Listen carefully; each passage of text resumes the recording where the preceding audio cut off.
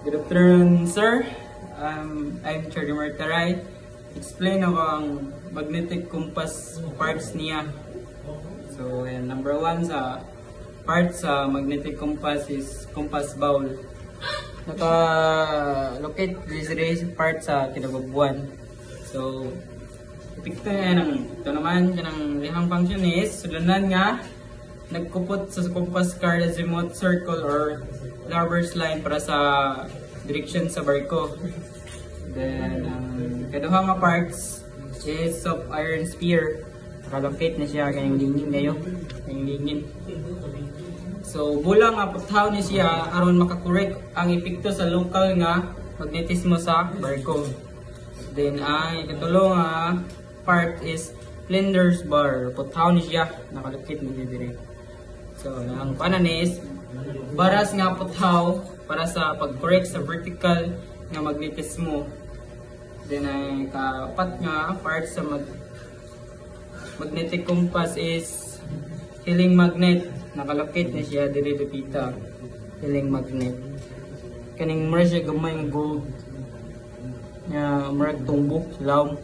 Na siya healing magnet tube or gamit niya ni is magnet para kumbinser ang magnetismo tungod sa pagtingkod o pagdungaw sa barko.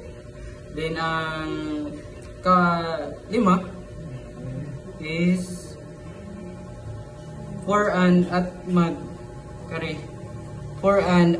B magnet tray.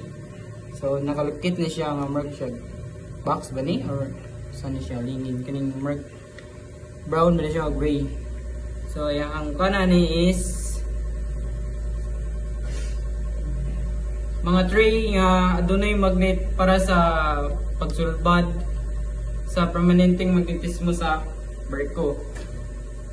So, ang ikaonom is Binkel stand.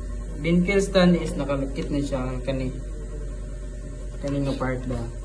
Kani mo siya Binkel stand. Kani yang buwan. Pagtawag niya. Tabon siguro na eh.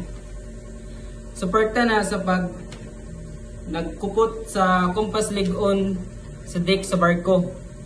Mara na siya yung cover or kuhan nga from cover sa magnet. Then base nakalukit na siya yung base ta. Then mo na siya base. Paningkat kayo. So yung function na niya is ibabao panaligan nga bahin sa compass. Kato ka pito mirror reflection.